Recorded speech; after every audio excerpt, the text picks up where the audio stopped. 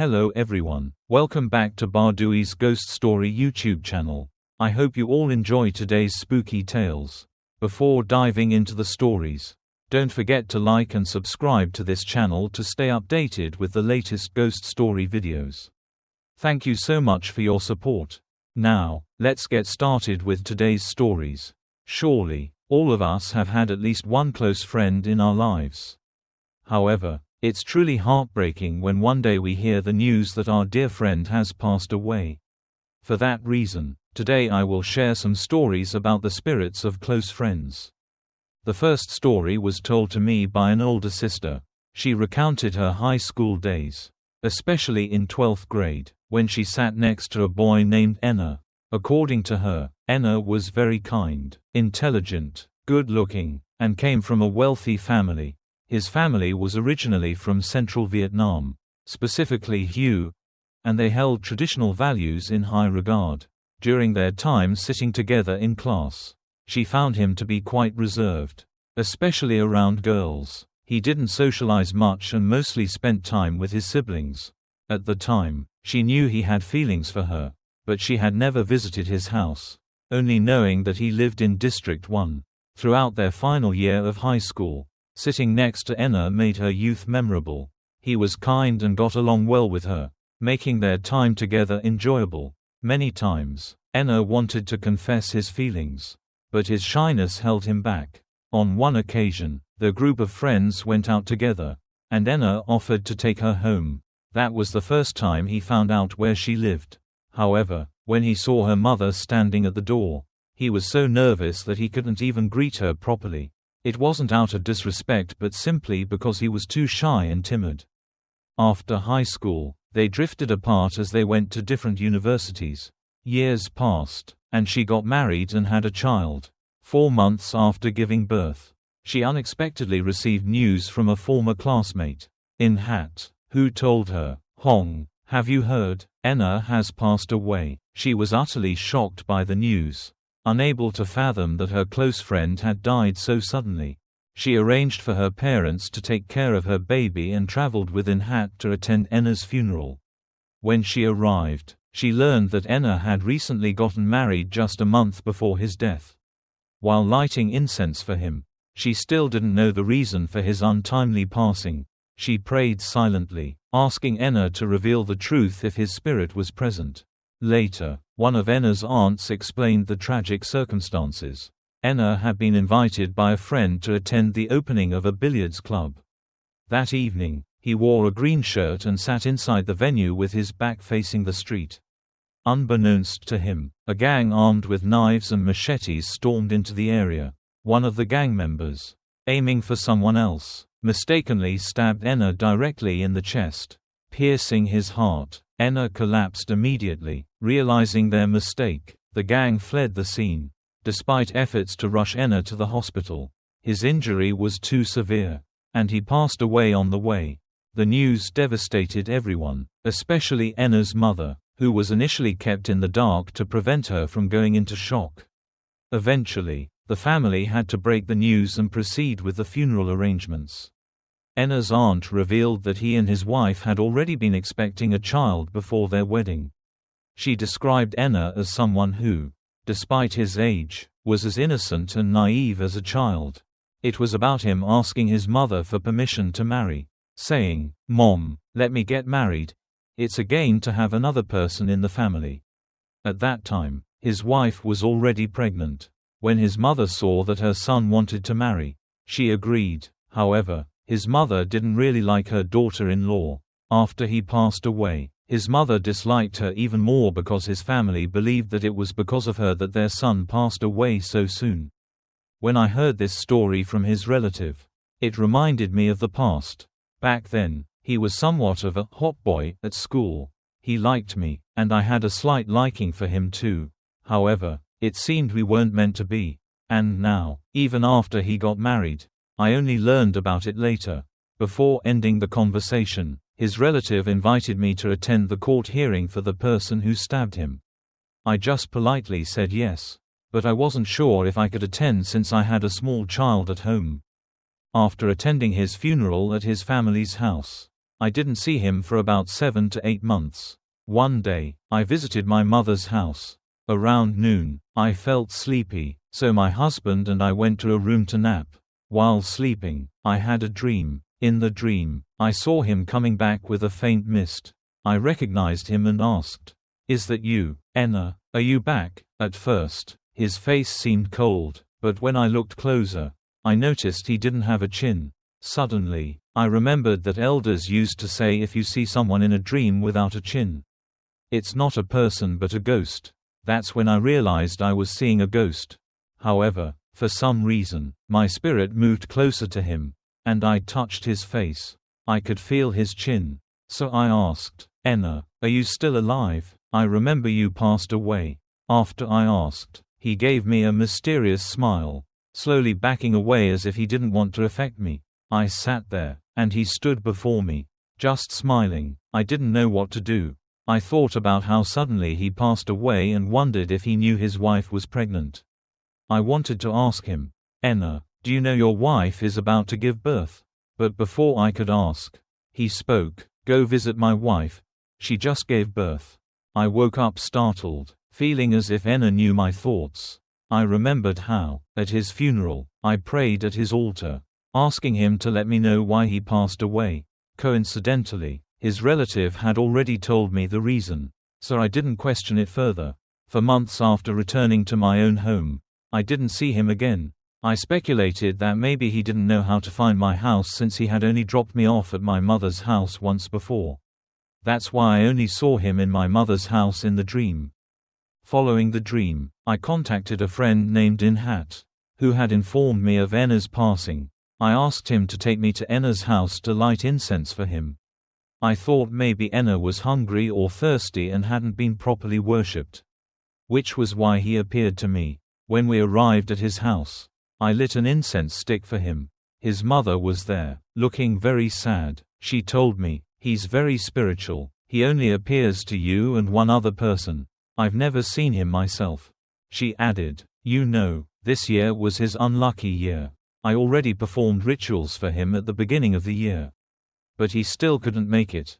If only he had married you, things might have been different." Hearing this, I felt a pang of guilt, as if I had once been considered his lover. Perhaps his family knew about me through him. I couldn't help but feel sorry for his wife, who lost her husband so soon after their marriage and was no longer cherished by his family. I asked his mother, "Did Enna's wife give birth to a boy or a girl?" She replied, "She had a girl, but I only visited her once and haven't gone back since." From this, I understood that his family no longer cared for his wife. I thought maybe Enna appeared to me because he was worried about her being neglected and wanted me to visit her. However, I didn't know what to say to her since we didn't know each other well. So I decided not to go. After that, whenever I went to the temple, I would pray for Enna's soul to rest in peace. Sometime later, when I contacted his family, the local schools in your area, along with students training to become teachers in various subjects, for example, if you're studying math education, you'll team up with others specializing in literature, biology, and other fields, often come together for internship programs at a designated school. During these internships, you and your peers would create a Zalo group called the Internship Group, where all the trainee teachers could exchange ideas, chat, and collaborate for about a month. During this period, you'd mostly observe classes, occasionally teaching 1 or 2 lessons to earn evaluation points.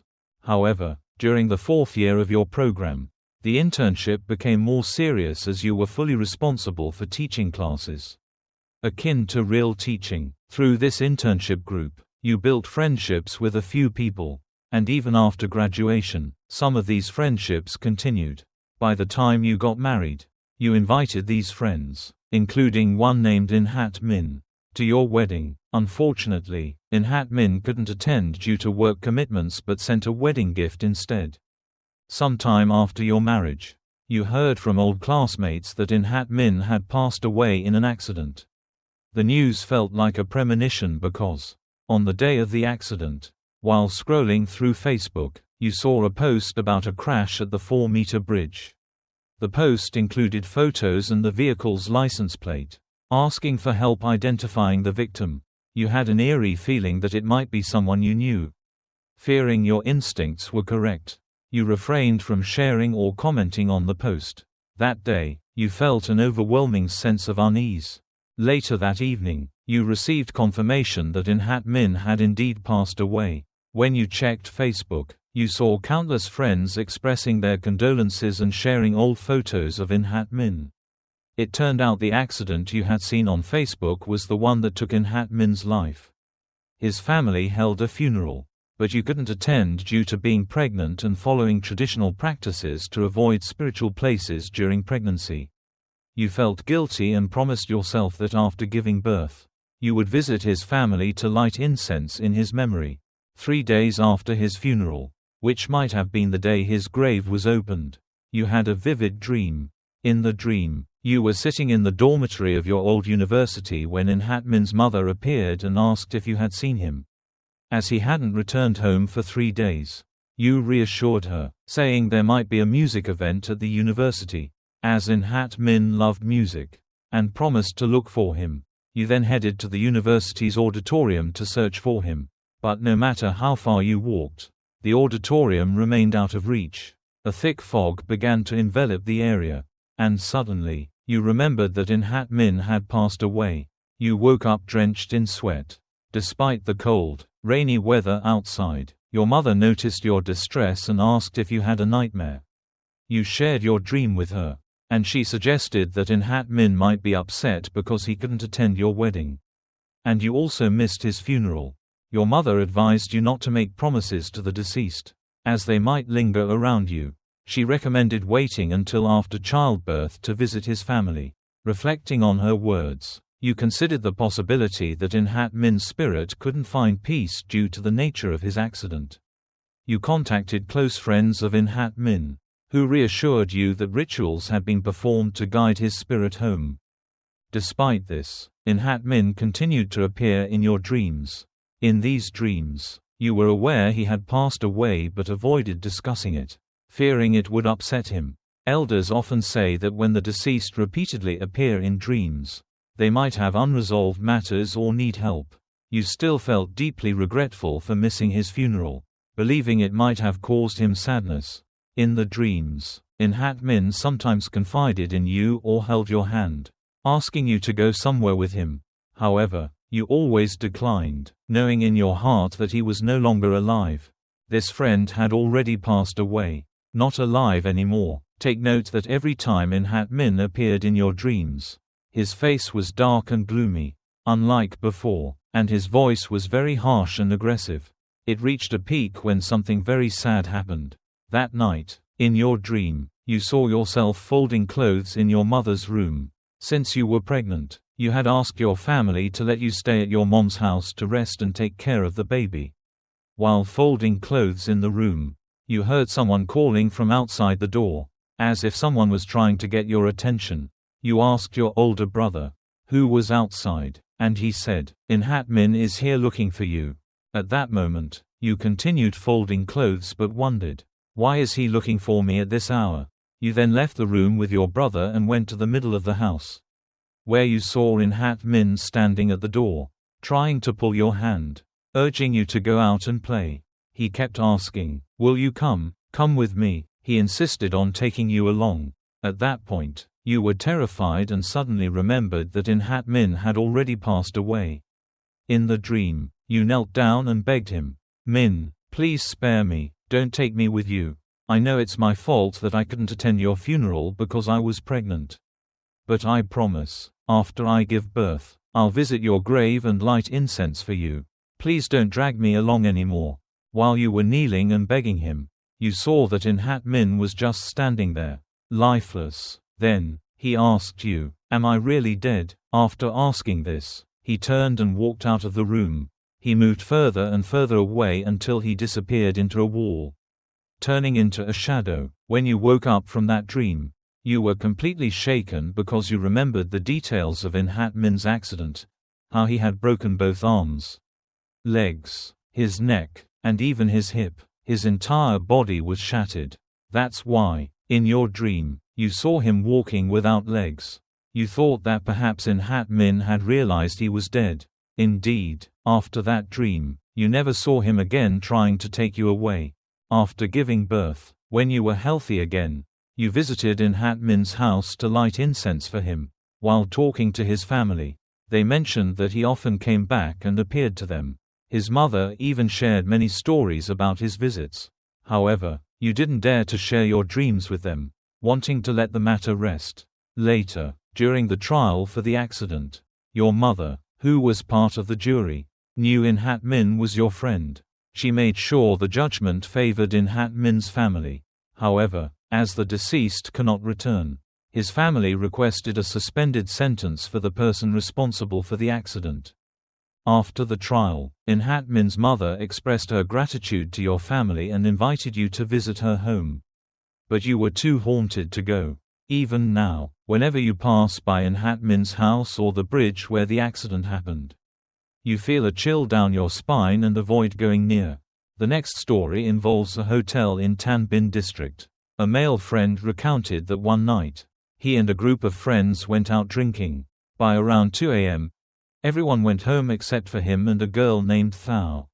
The two of them decided not to return home, possibly because their houses were far, and opted to stay at a hotel until morning. Usually, after drinking late, they would choose a hotel close to the bar to avoid searching too far. But for some reason that night, they wanted to find a hotel farther away. They eventually found a small alley with a hotel inside. The alley was pitch dark, except for the lit hotel sign. When they entered, the hotel felt eerie and dimly lit. At the base of the staircase, there was a shrine for the earth god, with a red lamp glowing faintly. Despite the creepy atmosphere, the hotel seemed busy, with many cars parked outside. However, they were not allowed to rent rooms at the far end, like 305 or 306. Instead, they were given rooms 101 and 102. Upon entering his room, he felt it had been unoccupied for a long time. The air was cold and lifeless, as if devoid of human presence. Exhausted and slightly drunk, he quickly showered and went to bed without paying much attention. As he tried to sleep, he heard the sound of water splashing, like someone washing their feet. It sounded wet and repetitive. Although he was unnerved, his fatigue made him ignore it and fall asleep. In the middle of the night, he suddenly felt like he had cramps. A person like an addict, sitting there using drugs. Exactly like that. At that moment, you were so scared, you didn't know what to do. You just closed your eyes and started chanting prayers. After a while, you peeked open your eyes and realized that the person was gone. After calming yourself down, you noticed your phone vibrating. When you checked, there were 5 missed calls from Thao, your friend in the room next door. She had called you 5 times, but you didn't pick up because you had just gone through a terrifying experience. When you called her back, she was panicked too and told you, "Let's pack up and leave immediately. We can't stay here anymore." So, the two of you quickly packed your things and went to the reception to check out in the middle of the night. The receptionist seemed to already know something about what had happened. You noticed that the dogs in the lobby barked a lot, just like when you first checked in late at night. Once you left the hotel, you felt a sense of relief. You asked Thao what she had seen that made her call you so urgently. She explained that earlier, after entering her room and sleeping for about half an hour, she started feeling suffocated. Her shoulders felt heavy and painful. She woke up needing to use the bathroom. After returning from the bathroom, she saw a figure standing in front of the mirror, looking at itself. She was so terrified that she couldn't move. She closed her eyes and began chanting prayers. When she opened her eyes, the figure was gone. That's when she called you to tell you to leave the room immediately because it was haunted. However, you didn't answer her calls. The two of you didn't talk much after that and went home. The next day, around 9 a.m., you returned to the hotel to retrieve Thao's glasses, which she had forgotten in the room. The receptionist had already brought the glasses down to the lobby, so you just picked them up and left. After leaving, you stopped by a tire repair shop across the street. While waiting, you casually asked the man working there how long he had been in the area. He replied that he had been there for a long time.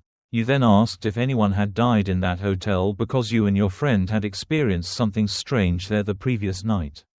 The man confirmed and said, "You saw something, didn't you? That hotel has a history of drug addicts overdosing in the rooms. Some even died there, but the management kept it quiet." Hearing this, you and Thao were stunned and quickly left. Later, when you rented a student dorm in District 3, tucked away in a small alley, you thought you might just have bad luck with accommodations. The rent was cheap, so you decided to stay. On the first day, after moving your belongings in, you planned to officially settle in the next day. However, when you opened the door the following day, you found clothes hangers scattered on the floor, and the windows wide open, even though you hadn't touched them the day before. Over the next few days, you and your roommate couldn't sleep peacefully. Every night, you felt like someone was waking you up or pulling your legs. When you woke up, you noticed scratches on your arms and legs. Although they were minor, they were everywhere. In the following days, you felt like your energy was being drained. You woke up exhausted, and even the simplest tasks felt overwhelming. Bad luck seemed to follow you, and you had several close calls outside. While showering, you often experienced nosebleeds that wouldn't stop. You thought it was just a random occurrence, but it happened repeatedly. Some nights, you slept from midnight to 7:30 a.m., only to wake up and fall asleep again until 2 p.m. This cycle of constant fatigue continued. At times, you couldn't explain your actions or thoughts while staying in that room. There were two specific incidents that terrified you. The first happened one evening when your roommate was at work, and you were alone in the room. You had slept until 6 p.m., with the room still dark and the rain pouring outside. In your subconscious, you thought about getting up to turn on the light, but before you could, your body froze. You struggled to move and managed to open your eyes slightly, only to see two men pinning down your legs. One appeared to be in his 20s, while the other seemed to be over 50. Both looked furious. Although they didn't speak, their expressions were filled with anger. Strangely, neither of them had arms or legs, and their clothes seemed charred, as if they had been burned. Terrified, you closed your eyes and felt as though your head hit a glass surface. You began chanting prayers when your friend had already gone into the room, and when the two of you came back from work and opened the door, you saw belongings scattered everywhere as if someone had rummaged through them. But upon closer inspection, it wasn't a thief because the door was still locked. So, who could have gone through your stuff? That's when you suddenly remembered, oh no. Yesterday, you promised to make an offering to someone. Your friend also recalled seeing a girl the day before, wearing traditional clothing, with messy hair and covered in mud and sand. After remembering this, your friend quickly bought offerings and made them. However, wanting to save money, the two of you decided to stay in that room instead of moving elsewhere. You had heard people say that the two rooms next to yours were occupied. But since moving in, you had never seen anyone coming or going from those rooms. They were always locked. You weren't sure if anyone lived there or not. Despite what people said, you even asked the landlord about it. But he didn't know anything. He explained that he had only recently purchased the land to build the rental property, so he wasn't aware of its history. At that point, you were half believing, half doubting whether anyone lived there. Then, after asking some long-term tenants, they told you that the two rooms next to yours had been vacant for a long time. Hearing this, you continued to listen to their stories. They mentioned that sometimes, while standing downstairs, they would often see cats mysteriously jumping from that floor in front of those rooms and dying. Several cats had died this way. Occasionally, people even saw the lights in those rooms turn on, even though no one had rented them. As a result, some of the shopkeepers nearby advised you to make offerings and move out of that room. Even the shopkeepers suggested you relocate, so it was clear that you had to leave. After moving to a different place, you no longer knew if those strange occurrences continued for the new tenants or not. And with that, today's story comes to an end. Before we wrap up, don't forget to like and subscribe to this YouTube channel to receive the latest ghost story videos. If you found this story interesting, feel free to leave a comment below for everyone to see. Now, let's look forward to more amazing stories in the future. Goodbye, everyone. Hello everyone. Welcome back to the YouTube channel, Bardui's Ghost Stories. Wishing everyone an exciting time listening to ghost stories. Before diving into today's story, don't forget to like and subscribe to this channel to receive the latest ghost story videos. Thank you all so much. Now, let's get started with today's episode. It begins with a plea for help from a young man originally from Dong Tarp, who is currently living in Binh Duong. He mentioned that this story happened to his mother about 10 years ago when he was still in elementary school. At that time, his mother was completely normal, just like any other woman. However, after undergoing surgery, he wasn't sure what kind of surgery, his mother started showing inexplicable spiritual signs. From that point on, after returning home from surgery, his mother began to change her personality drastically. It was as if the surgery had changed her blood, and consequently, her behavior. She started drinking a lot and became unruly, which led to constant arguments between his parents. His mother drank excessively and hung out with men more than women, which caused his father to become jealous and angry. Their fights continued for years.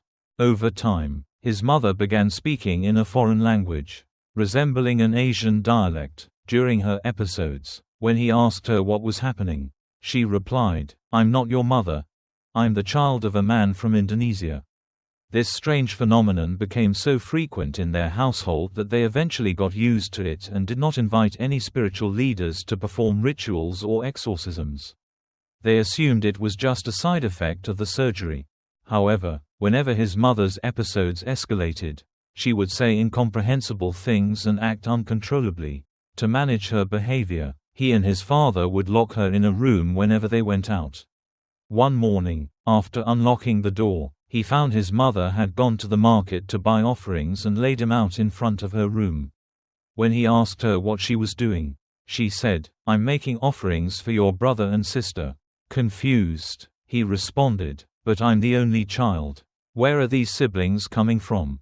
Thinking she was referring to deceased relatives, he didn't question her further. The next day, he noticed his mother braiding her hair like a little girl and becoming irritable, lashing out at anyone who disturbed her. Frightened, he sought help from his older sister, and together they decided to consult a spiritual healer. They explained their mother's symptoms to the healer, who revealed that 2 spirits of children were following their mother, children she had aborted in the past. Shocked, they realized their mother had never mentioned this before. When they asked the healer for a solution, he admitted that his spiritual power was insufficient to handle such strong spirits and suggested seeking help from his senior mentor. However, the healer couldn't locate his mentor, leaving them with no choice but to return home without resolution. Over time, the family fell apart. His parents eventually separated, with his mother moving to Vung Tau while he and his father returned to Binh Duong. They lived apart to avoid further conflicts. Later, he learned from his mother that she had undergone multiple abortions due to poverty and lack of family planning.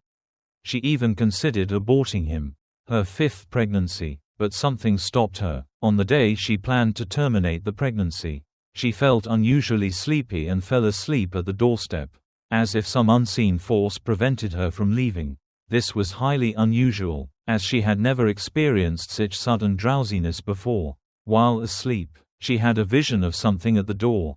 Northern girls. Though, at this moment, Khan didn't answer anyone. He just seemed dazed and remained silent, which made everyone quite upset.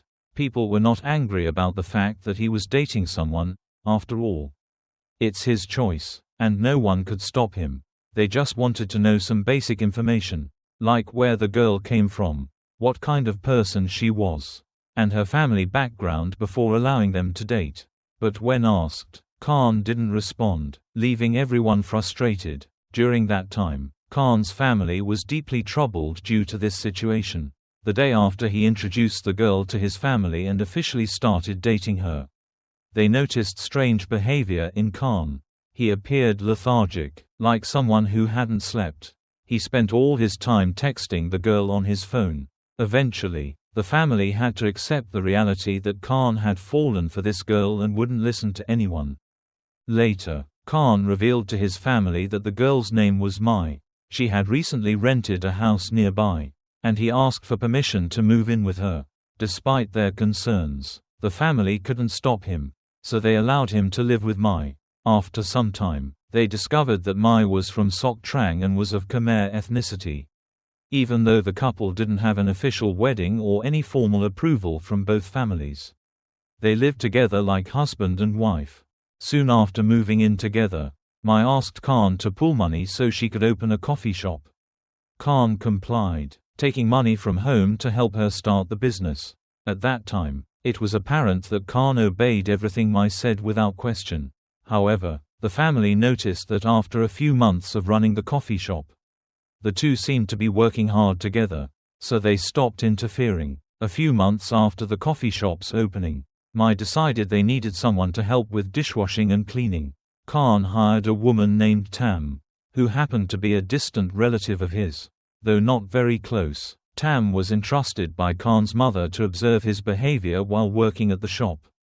Shortly after starting her job, Tam began noticing unusual signs in Khan. She reported back to his mother, saying that Khan wasn't acting normal. He used to be lively and kind, but now he barely spoke, appeared dazed, and looked as if he hadn't slept in ages. Tam also observed that Mai often yelled at Khan, yet he never retaliated or said anything back.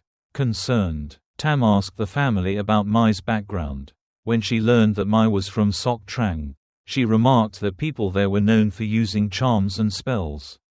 Tam suspected that Khan might have been under some sort of spell. Explaining his strange behavior, she suggested the family take him to a spiritual healer to confirm and resolve the issue. Hearing this, Khan's family became alarmed. With only one son, they couldn't bear the thought of him being harmed or controlled. They decided to devise a plan to bring him home and take him to a healer. The next day, Khan's parents sought out a reputable healer. Upon explaining the situation, the healer confirmed there was an 80% chance Khan was under a spell. The healer warned that the spell might resist any attempts to bring Khan for treatment, so they needed to be careful in persuading him to come. If not handled delicately, the spell could retaliate, making it impossible to cure him. The healer explained that if the spell's influence was mild, it would still take at least 3 sessions to fully remove it. If the process failed, Khan could lose his sanity or even his life. Despite these risks, the family decided to proceed.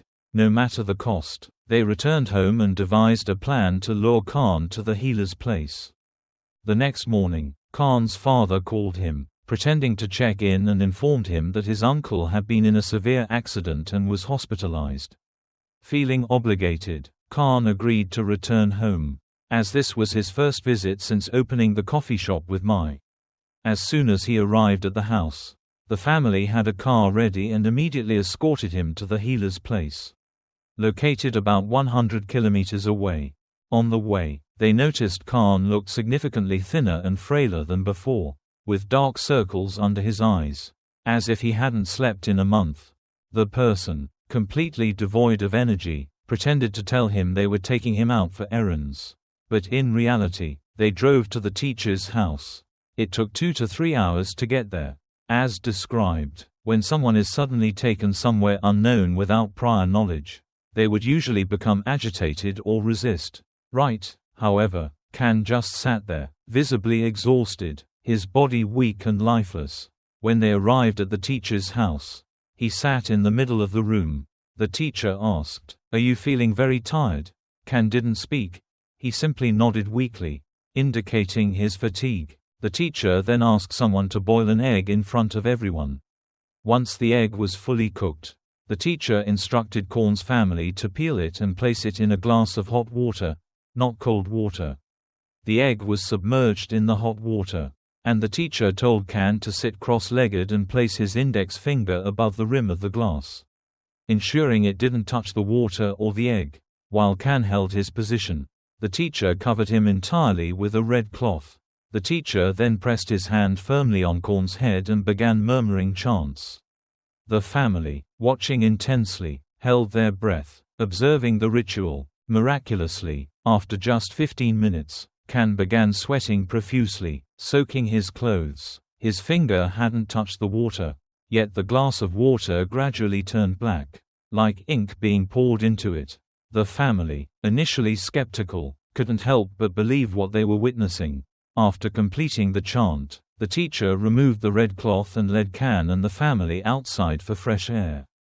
As the room was filled with incense and mystical energy, outside, the teacher retrieved the egg from the glass, broke it in half, and revealed its contents. The yolk had turned pitch black, no longer its usual yellow-orange color. The teacher explained that Korn's condition was due to someone practicing black magic against him. Fortunately, the magic was still weak and undeveloped. If it had been stronger, the egg might have contained sharp objects like razor blades or nails. Or even blood, which could have been fatal for Can. The family, terrified by the explanation, was relieved to hear the situation was manageable. The teacher reassured them that with 3 sessions, the curse would be completely lifted. The water would no longer turn black, signaling that the ritual had worked. The teacher also emphasized the importance of properly disposing of the eggs used in the ritual. They needed to be buried to prevent anyone from stepping on them, as the eggs absorbed all the negative energy and toxins from the curse. Before leaving, the teacher warned the family to be cautious when bringing Can back for the next session, ensuring the person responsible for the curse wouldn't find out. However, upon returning home, Can immediately went back to the cafe to meet a woman named Mai. The family, worried about his behavior, began planning the next visit to the teacher. About a week later, Korn's uncle tried calling him to invite him home, but Can didn't answer. After several attempts, Mai picked up the phone and said she hadn't seen him since that morning. Alarmed, the family suspected Mai's involvement and contacted the teacher for guidance. The teacher advised them to visit Can directly at night, as the black magic would be less active during that time. Korn's uncle went to the cafe and found Can inside, unresponsive to calls. Standing outside, the uncle shouted, "Can, your parents are sick and bedridden. Come home and see what's going on." Inside, Can appeared hesitant, looking at Mai with a pleading expression, as if seeking her permission to leave. His demeanor was eerily submissive, almost like a child seeking approval. It seemed that he wanted to ask his parents for money, but the woman didn't seem too willing. However, since his uncle had already come to the shop to talk, she told him, "You should go back and check on your parents. If they're not seriously ill, then come back here to be with me." "Okay," Can agreed and left with his uncle to return home and see what was happening with his parents. When they arrived at his house, it was already around 10:30 p.m. The family quickly took him to a spiritual master's home, arriving there close to midnight. The master was already waiting for them, as the family had contacted him beforehand. The master asked Can to sit in his room, since it was quite late. The master performed the ritual quickly, just like the first time. The master asked Can to sit down, covered him with a red cloth, and placed a glass of plain water in front of him. Then, the master pressed one hand on Korn's head while chanting incantations and waving his other hand in the air as if casting a spell. The scene was eerie, and everyone watched intently. The ritual lasted about 30 minutes, and by the end, the master was drenched in sweat. The master removed the red cloth and instructed Can to drink the entire glass of water. Then, the master asked the family to bring the bag of items he had requested earlier. The bag contained several eggs, which the family had prepared themselves. The master didn't provide these items, it was all from Korn's family. The master then instructed the family to bring the eggs into his room. He began rolling the eggs over Korn's body, one by one. As he did this, Can appeared to writhe in pain, his body twisting and turning. However, after about a dozen eggs, Can started to feel relief. His face looked brighter, and his previously tense expression softened. Everyone felt a sense of relief seeing this improvement. After rolling all the eggs over Korn's body, the master cracked them open one by one into a tray. Inside, the eggs were almost entirely black, no longer showing the usual yellow yolk. Some even contained strands of hair. While there were no razor blades or other foreign objects, the sight was still unsettling. The family was shocked because they had prepared these eggs themselves, not the master. This made it clear that the impurities had been absorbed into the eggs during the ritual. The family asked the master if Korn's soul might have been affected. The master reassured them, saying, "Don't worry, we're 2/3 of the way through. There's just one more session left. Be patient and return in a few days." Before they left, the master warned them, "In about 3 days, that woman will come looking for Kan at your house." By the time the ritual ended, it was nearly dawn. Despite the late hour, no one felt tired. They were just relieved to have removed some of the burden from their hearts.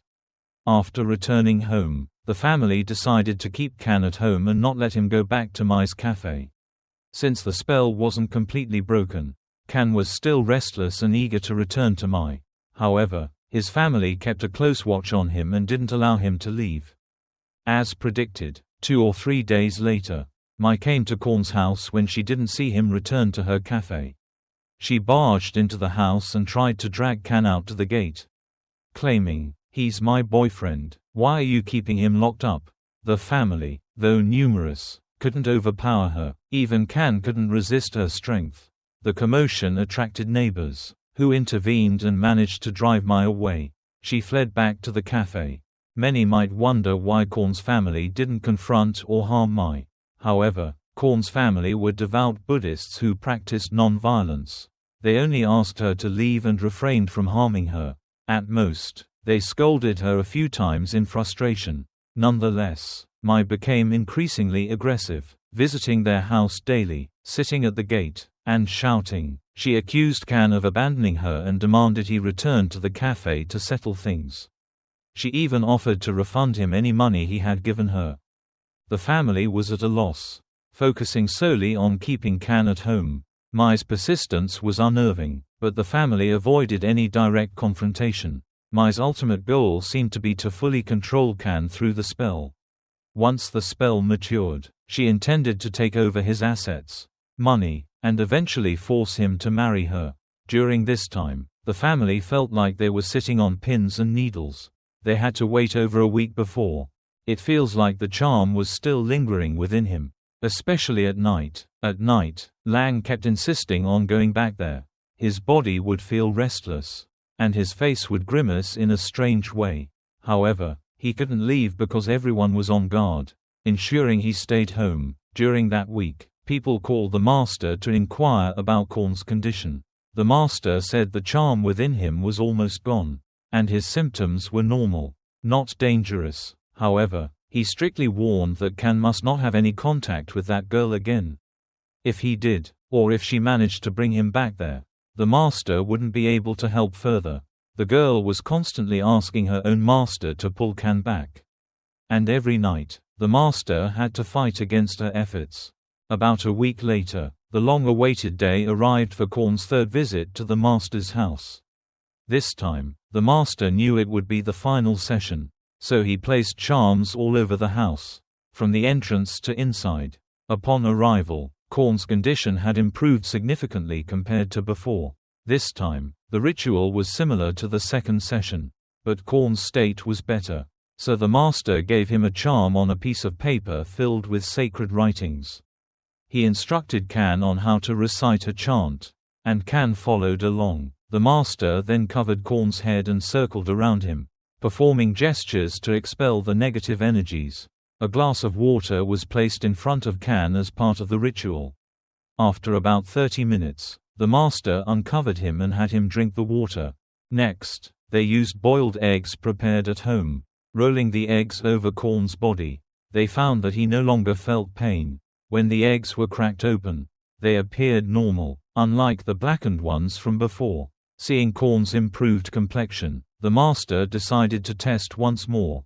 He placed another glass of water in front of Kan, recited a chant, and observed that the water remained clear, confirming that the charm had been completely removed. After the session, it's unclear if the master accepted any payment, but everyone was deeply grateful to him. It was a harrowing experience, but Kan was now fully recovered, answering questions just as he did before being affected by the charm. Back home, the girl named Mai approached Kan again. But this time, he outright rejected her and even scolded her.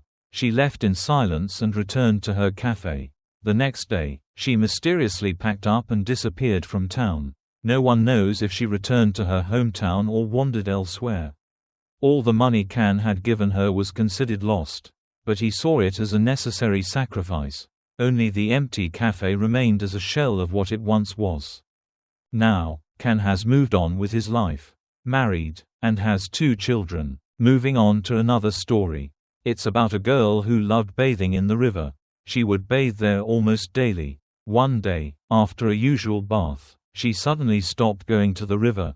A few days later, she began feeling unusually sleepy. On one particular evening, as twilight approached, she was overcome by drowsiness and fell asleep until about 7 p.m. That night, she had a vivid dream. In the dream, after finishing her bath and walking ashore, she noticed a young man walking alongside her. She couldn't clearly see his face, but he introduced himself as Vin Hung. From that night onward, she frequently dreamt of him. In her dreams, he would take her out, and this happened every night. During the day, she noticed her left shoulder felt heavy, as if carrying a large bucket of water, and she experienced constant pain. Having heard many ghost stories about spiritual attachments, she suspected she might have unknowingly formed a connection with this spirit during her river baths. However, she brushed off the idea and didn't pay much attention. One evening, she and a friend went out together. When they returned to retrieve their motorbike from a parking spot, she noticed a stray cat sitting on her bike seat. The cat stared at her intently and refused to leave, no matter how much she tried to shoo it away. Oddly, when she touched the cat, it didn't react, but when her friend tried, the cat lashed out and scratched her friend aggressively. Eventually, she spoke to the cat, asking it to leave, and it finally jumped down, meowing once before disappearing. After that encounter, she felt an eerie connection between the cat and the young man from her dreams. From that day forward, her dreams grew more intense. She began seeing shadows in her room, some walking past, others standing still. Initially, the young man would only. While running, you suddenly hear a voice calling your name repeatedly, using your full birth name, Kim Hugh. The voice keeps calling, Kim Hugh Oi, Kim Hugh, Kim Hugh Oi, over and over. At first, you try to ignore it, pretending not to hear, but as the voice persists, you eventually turn around and follow the direction of the sound. As you continue walking toward the voice, you discover that your family is searching for you in that direction. When they find you, they scold you heavily. However, what unsettles you the most is the voice you heard. It was the voice of a man you know, not anyone else. Sometimes, when you take a motorbike taxi, especially on bumpy roads, you often experience back pain. During those rides, you would hear the man's voice near your ear, asking, "Why is it so difficult? What's wrong?" Even though the wind outside isn't loud, and you can't hear the driver speaking to you. Occasionally, while eating alone, you hear the voice asking, "Is it delicious? Do you like it?" Repeatedly. Even though it's nighttime, you still see him. In your daily activities, you constantly hear him asking if what you're doing is okay, whispering in your ear all the time. Honestly, you don't want to seek help from any spiritual practitioners or tell your parents. You just endure it silently. Over time, however, your health starts to decline. You often experience sleep paralysis, both at school and at home. This happens most frequently during midday naps. When you lie down, it feels as though people are talking noisily around you. When you open your eyes, your body is completely paralyzed. This happens repeatedly. Once, during another episode of sleep paralysis, you opened your eyes and saw many people in front of you, talking amongst themselves. However, their faces were unclear. Among them, you noticed the same young man reaching out his hands as if to hold yours, saying, "I miss you so much. Come with me." The moment he finished speaking, you woke up abruptly and saw that it was exactly 12 noon. In the following days, the experiences continued, becoming more intense. On some occasions, after being paralyzed and waking up, You wouldn't see anyone, but your chest felt incredibly heavy, as if someone was pressing down on it or squeezing it. It was an unsettling sensation. That period of time was extremely distressing for you. While staying at your boarding school, you experienced sleep paralysis there too. When you returned home, your behavior changed, as if someone was controlling you. You even argued directly with your mother, which was very unlike you. Normally, your relationship with your mom is fine. But at home, things became strange. After these incidents, your mother suspected something was wrong and suggested taking you to a temple. However, every time you approached the temple gate, it felt as though something was pulling your legs, causing you to fall heavily. You couldn't enter the temple and had to return home to recover from the injuries. From that point onward, you became frail and avoided going to temples, feeling as though something was preventing you from stepping inside. Despite all this, you still refused to seek help from spiritual practitioners or temples. Then, things escalated further. After the incident at the temple, you frequently saw the man in your dreams. However, he no longer seemed friendly or playful. Instead, he would grab your hand and speak in an unintelligible language. For the first time, you saw his face clearly. It was terrifying.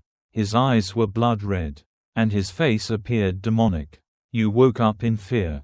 The most recent dream was particularly horrifying. You dreamt that he took you camping in a forest-like area near your school.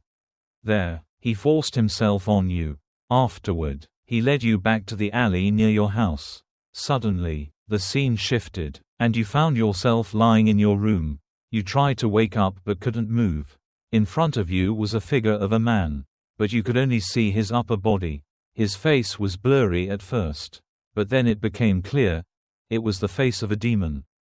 Black with red eyes and sharp fangs. You screamed in terror as he grabbed your left arm and squeezed it so hard that you felt immense pain. Despite struggling to breathe, you started chanting prayers. After about 10 minutes of praying, you were finally able to move. When you opened your eyes, you saw bruises on your left arm, though they didn't hurt to the touch. Soon after, the pain spread throughout your body, particularly in your left shoulder, which felt unbearably heavy and sore. You were too scared to sleep again that night. You messaged your friends to share what had happened. They advised,